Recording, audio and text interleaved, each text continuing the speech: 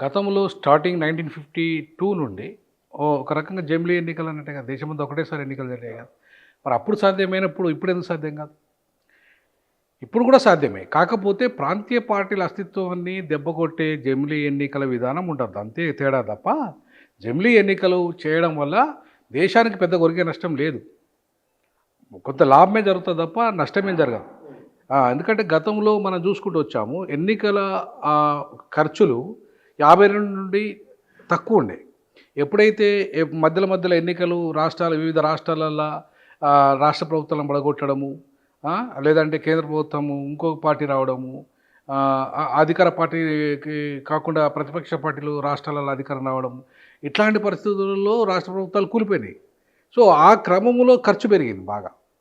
So, ఖర్చు పెరిగి ఎన్నికల వ్యవస్థ అప్పుడు కాస్త ఇప్పుడు కార్పొరేట్ రాజకీయాలు అయిన తర్వాత మరీ ఎక్కువైపోయింది ఖర్చంతా. అది తడిసి మోపడైందన్నట్టు. సో, దీన్ని ప్రక్షాళన చేయాల్సిన అవసరం ఎంతైనా ఉంది. ఇది లేకపోతే దేశంలో ఎన్నికల వ్యవస్థ అంటే ఎన్నికల ప్రక్రియ ఒక ప్రహసనంగా మారే అవకాశం ఉంది. సో, ఎన్నికల వ్యవస్థను ప్రహసనంగా మార్చకుండా ఉండాలి అంటే దాని వ్యయం తగ్గించాలి. ముఖ్యంగా నా దృష్టిలో అయితే అసలు ఎన్నికల ఖర్చంతా కూడా ప్రభుత్వమే భరించాలి.